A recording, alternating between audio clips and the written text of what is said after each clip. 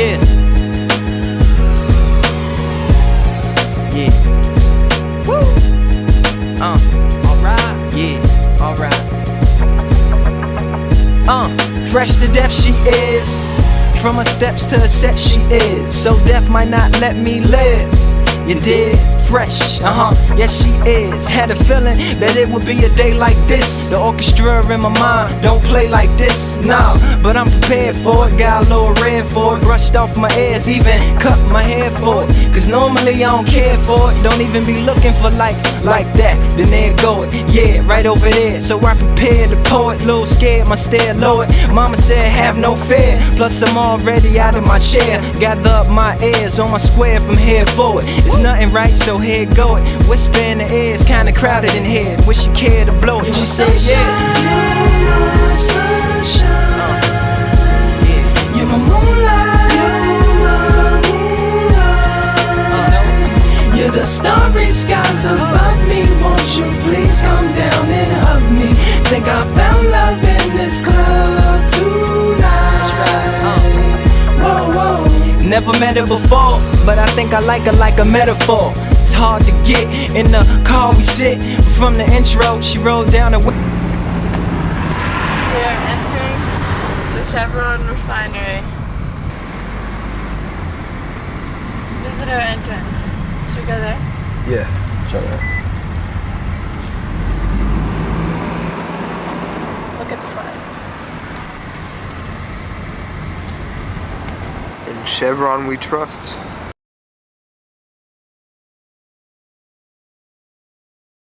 This is how we do it like Montel Jordan. Believe that. Best believe we'll bend more coldness than you thought. To something right is bought. Most Caesars believe that. Where you from? Oakland. Smoking. Just dips to crack the chest plate. The zips be so lucky, the whole town love it. At every event I'm sacked up, so if you need best scream double up.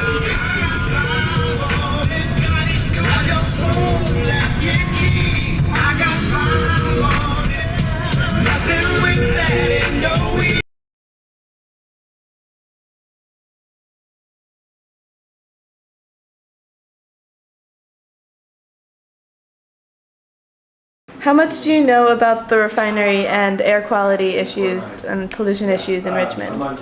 There have been toxic spillages and waste emissions that, particularly to the residents of northern Richmond, who live like right across the street from the refineries.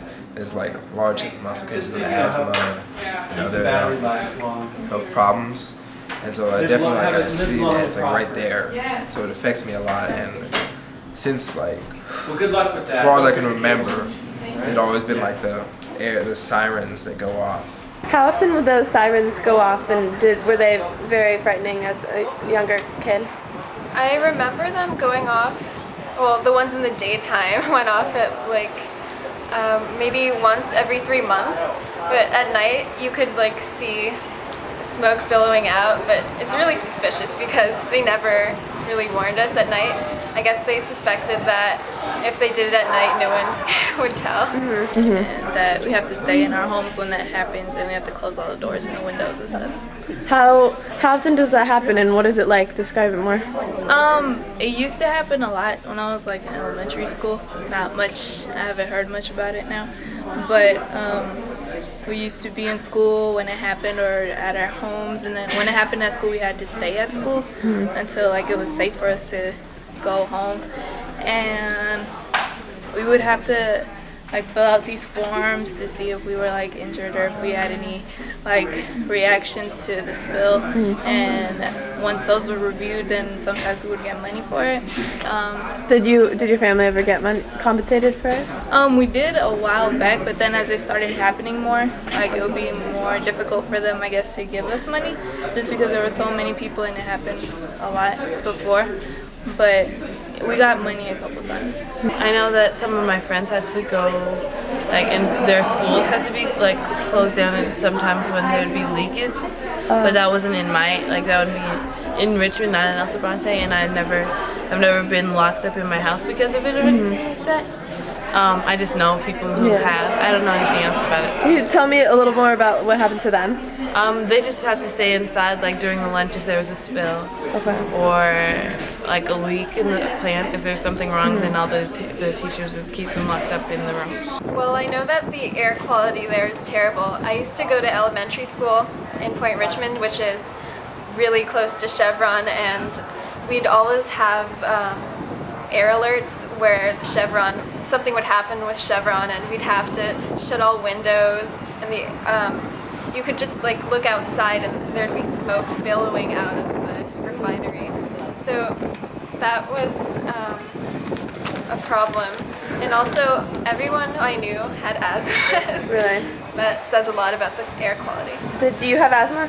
I do have asthma. You do. How long have you had it? I've had it ever since I can remember. So, but do you think you developed it as a young child, or do you think you were born with? Can you be born with it?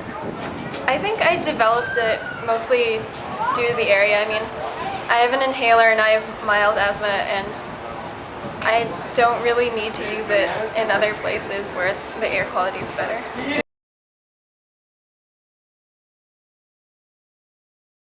For 21 years, I've worked here in Richmond, first in a hospital called Brookside, which later became Doctors Medical Center San Pablo. And then for the last, I'd say 3 or 4 years, I work at Kaiser Richmond, also in the emergency room. So I'm very familiar with the problems, the respiratory problems associated with low-level emissions that happen on a daily basis that we don't even realize, but which results in the high incidence of asthma in the West County. Then, of course, there are the times that everybody knows about, where there's an accident or something, and which results in very detectable levels coming into the air that people breathe. And it's especially hard on people who already have a compromised breathing conditions, and sometimes elderly people, it's very hard on them. And so the emergency rooms will overflow with people who have difficulty breathing that day.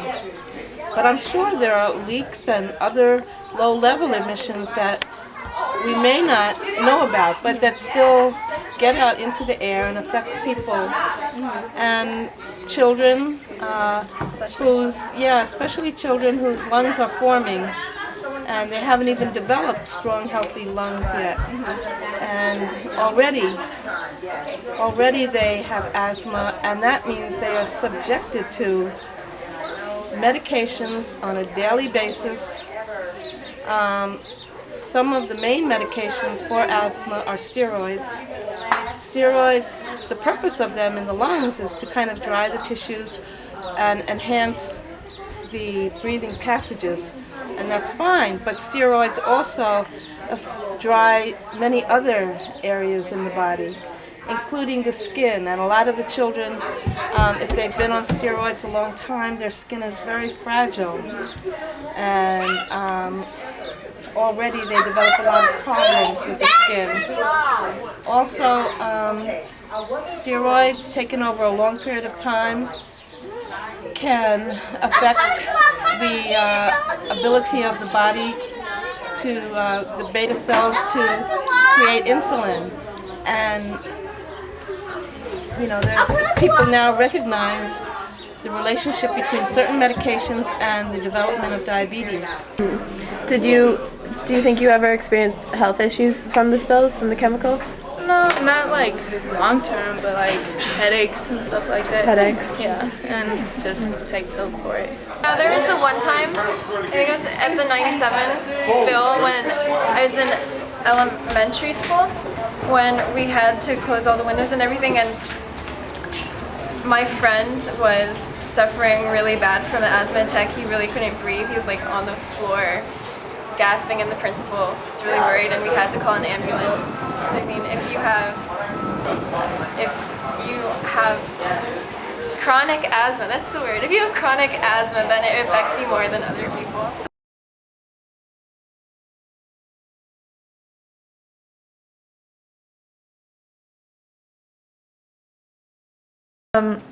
Do you feel like information about the refineries and air pollution is easily accessible, or do a lot of people not know about this? I don't believe it at all. I mean, if you feel it, if you want to get out and look for it, you can find like information or other cases. You got to look for it because they're not going to give it. The companies aren't going to give it to you. I don't think very many people know that it's bad for you. Like, they don't have much information about it just because I feel like not enough information is given. I don't know much about it.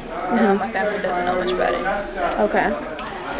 Do you feel like it's Chevron's responsibility to get the information out? Yeah. I mean, if it's if you know how it used to happen a lot before, so I mean, it's a problem. It affects people's health, so people should know about it. I think information about the refinery is definitely not accessible to most residents.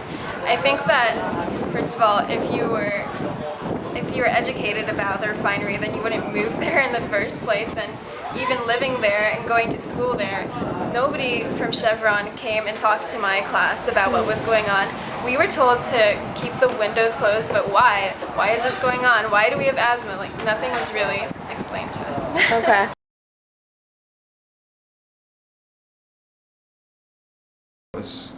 Richmond, as you probably know, is a very low-income area, particularly, I mean, from the BART station and up the hills downward, it just gets progressively like a lower and lower income, and like the people are forced to live in like worse and worse housing. I mean, I took a drive through the other day, and like it's really like a whole other world, and it's like amazing how this kind of stuff is just like right in like our backyard. It's like we're living in houses that are just like half just like destroyed, like literally.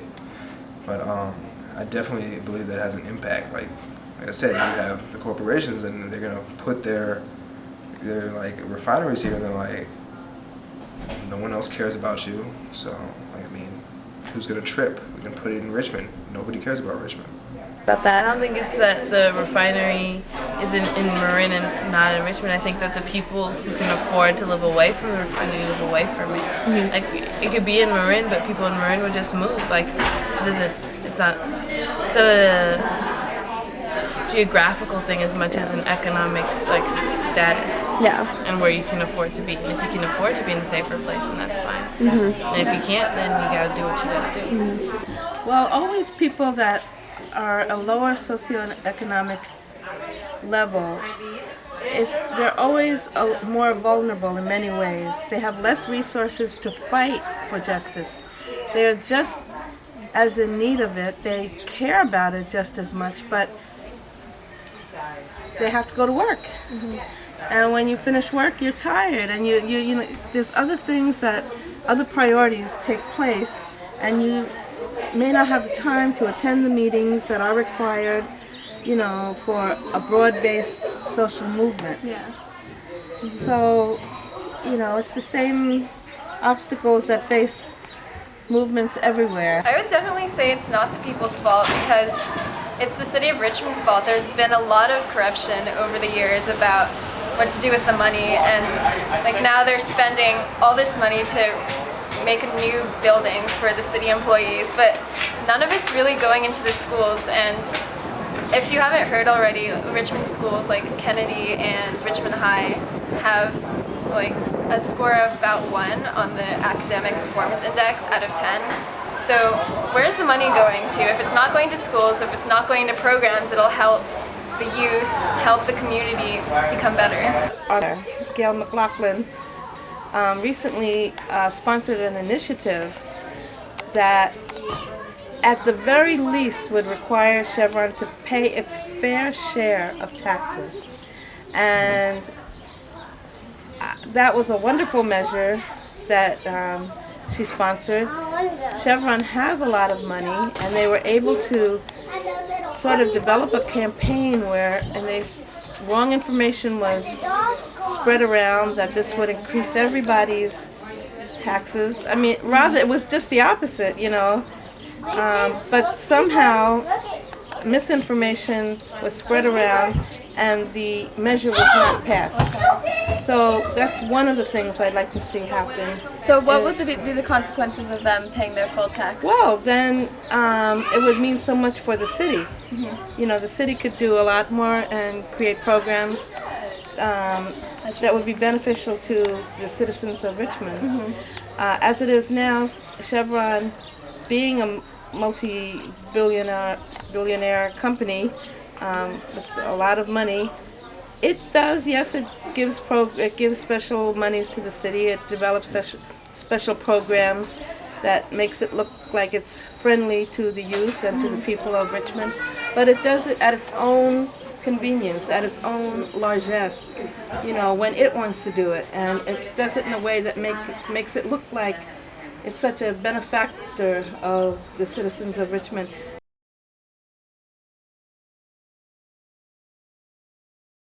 Well, I basically think that Chevron is avoiding the bigger issue of how they're impacting the community. I mean, I guess you could technically say that they present it if they post a little flyer like in a location that nobody will ever check, but to really educate the community about it, you have to go out there. You have to do outreach at schools, at centers. You have to do these things. I feel like distancing themselves more would be helpful because they live really close to it.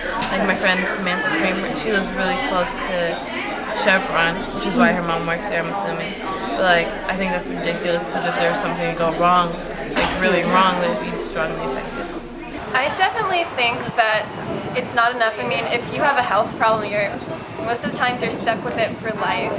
And just paying someone one time for it, you have to pay for medication, you have to pay for all these other things that come into it. And most oftentimes, large corporations such as Chevron are really stingy about giving up anything. So you'd have to go through a lot of lawsuits as well, I would suppose. So there's a lot of hidden fees.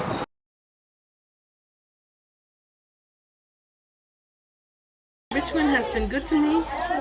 I think Richmond has great potential. It's a wonderful city, has great diversity. It's and I've enjoyed being here. And in terms of environmental justice and environment, there's struggles everywhere. And there's always, no matter what city, environmental justice is everybody seeks that everywhere, I think. So it's not just here, although it's very dramatic, the situation that's here. But you can find a form of it almost anywhere, in any city.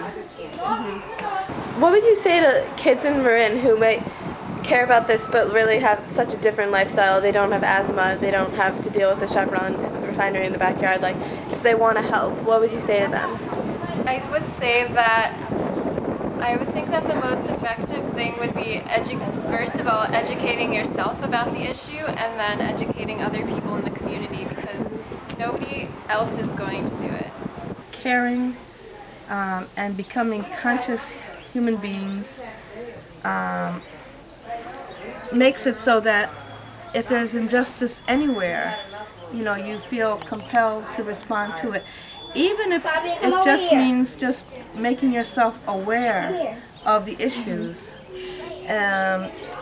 All of that, you know, is important. I love Richmond. It's my home. Woo!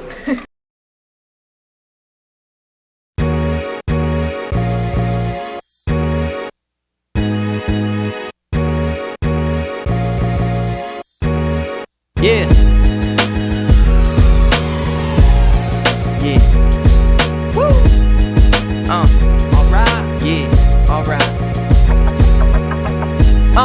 Fresh to death she is. From her steps to her set she is. So death might not let me live. You did? Fresh, yes she is. Had a feeling that it would be a day like this. The orchestra in my mind don't play like this, nah. But I'm prepared for it, got a little red for it. Brushed off my ears, even cut my hair for it. Cause normally I don't care for it. Don't even be looking for like that. Then there go it, yeah, right over there. So I prepared the poet, little scared, my stare lowered. Mama said have no fear, plus I'm already out of my chair. Gather up my ears on my square from here forward. It's nothing right, so here go it. Whisper in the ears, kinda crowded in here. Wish you cared to blow it. She said, yeah.